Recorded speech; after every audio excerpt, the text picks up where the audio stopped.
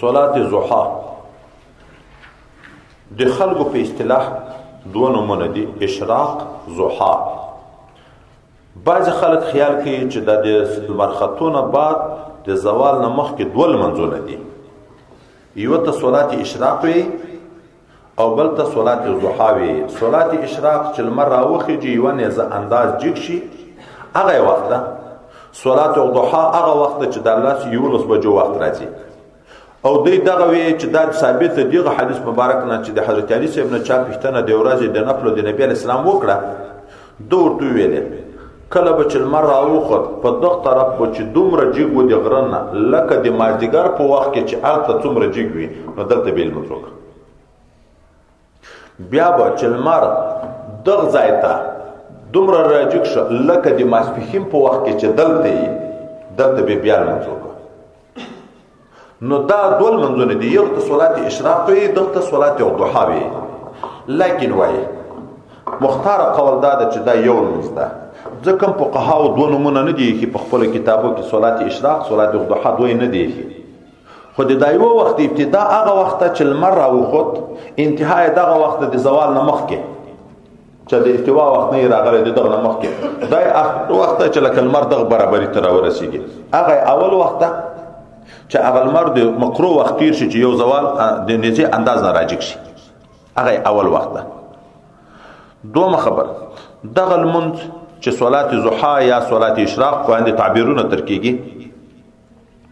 دا د حضرت امام مالک صاحب د پرای بدعت ده،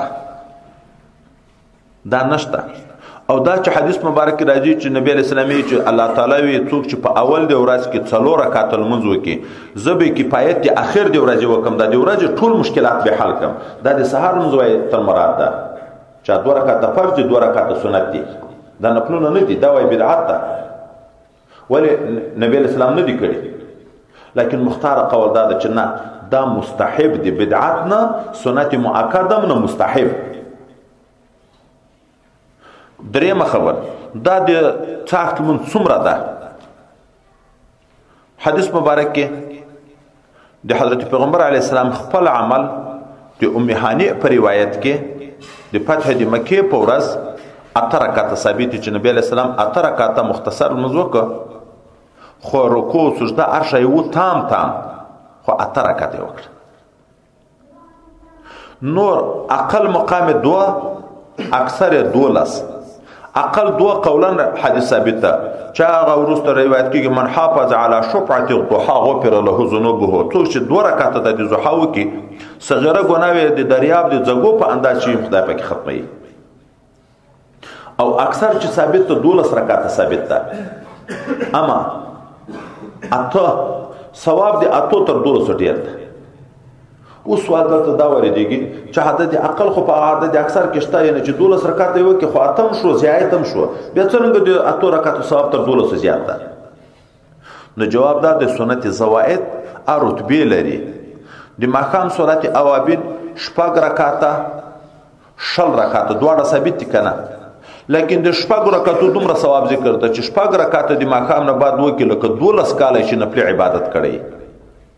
او چې 6 رکعات وکړي دغه دا ویل دي چې یو کوټه د جنت کې یو کوټه ورته جوړیږي. نو دا چې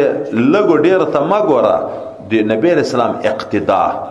پیغمبر علی السلام چې صلات ضحا کړي 8 رکعات کړي، کم 2 رکعات هم شته، زیات 12 رکعات هم شته، خود 8 کړي. په تهجد کې هم ثواب ډیر پدو کې د چې 8 وي، ځکه نبی رسول الله ډیر وخت 8 کړي دي، ډیر وخت 8 کړي. وای صلات زوائد چې دي هغه رتبو په لحاظ فرق لري، ډیروالی کمت نه کله بلغ تر ډیرو زیات ثواب لري، لکه البته وای صلات اوابین شپږ تر شلو زیات ثواب لري. او دلته دا صلات ضحا،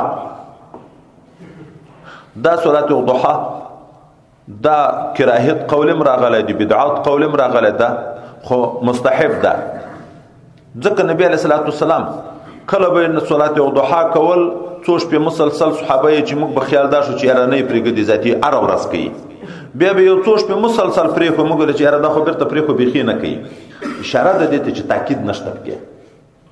چې تاکید نشته پکې. نور دا چې نبی علیہ الصلوۃ والسلام د دغه منځو په فضیلت کې دا ویلي چې الله تعالی وی چې څوک په اول د ورځ کې لمونځ وکړي زه د اخر د ورځې کې پایت کوم. څه معنی؟ یا د مشکلاتو نه ساتم، یا دا چې په دا ورځ کې د څومره دینی او دنیوي کارو ته اراده کړي حاجات، هغه حاجتونه زور پوره کوم. د زړه فارغ کو د ما عبادت ته زه به زړه فارغ کوم دیغه شغل نه چاته کوم چې شیطان دښمن د کفایت به زو کوم هغه مشکل به په کم وخت کې دا توې زمانو توې مکان چې کیږي خو بار موږ تاسو دا خبره کو یو کار د ډیر وخت یو خدای پاک خپل دوستانو ته په کم وخت کې هغه حاصل کی، ولی د خپل وخت دین ته عبادت ته ور کړای او چې د خپل عبادت ور کړړې وای چې فارغ کو د خدای عبادت ته الله به زړه فارغ کې د دنیا مشاغله نه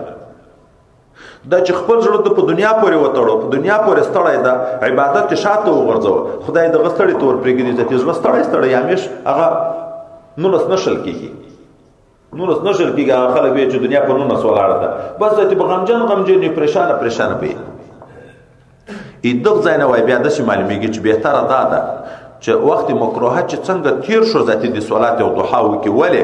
چې په اول د ورځ کې وکي تر اخر د ورځې ز مشکلات حل کوم نو خدای ډیر چې ورځ ډیره پاتې شي د ډیر ورځې مشکل به د خدای په حل کوي.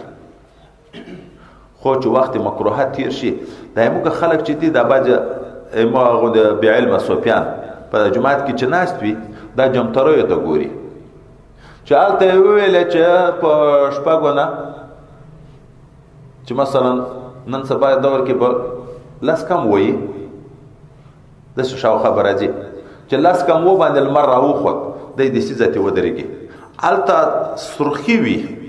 المر لانه لیدای کېږي د دې ستې په منځ باندې ودرېږي چې هغه دا خو جمتري ولي کړل شو چې طلوع راغی نه انتظار وکړي چې وخت مکروه تیر شي لکه الته تشبیه هم د چې کړه حضرت علی صاحب چې په دغه طرف المر دومره راغی لکه مازیګر په وخت کې چلمر الته المر وخت مکروه ته رسیدلې خو چې به د څخونی چې په غره ډوبېږي دلته هم د چې راځه براجک شوی وي اگر کو طلوع غروب د افق نه مراده خو څه انتظار چې یقین شي هغه وخت مکروه تیر شي پس چې غنه دی بیا وای د المنځو کې چې د فاتح ټول ورځې مشکلات خدای پاک حل کړي. خبره ده چې د الله په عبادت او بندګي دنیایي کارم خدای اسانه کوي او اخروی ما اسانه کوي. نو دا چې سر موضوع کې تل مرخصو پر جمعات کې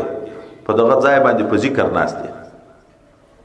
او بیا المره وخی چې دوه رکعات المنځ کې یو ځای کې راځي دومره ثواب لري نبی رسول الله لکه څلور عربي غلامان چې آزاد کړي اری و عربي غلام پیغه وخت کې 2000 روپۍ درهم قیمت وو نو څلور غلامان 83000 درهم دغه وخت دومره ثواب شو لکه 83000 درهم چې یو درهم نن په څو ده په 50 نو بیا 2000 نه 830 نو څومره جوړیږي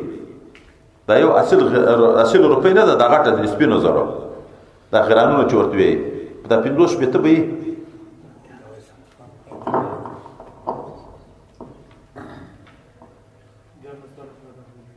بیا له څوال لسکه نو دومره ثواب ځای پکې ورکړي خو موږ ته وای دا ولې جواز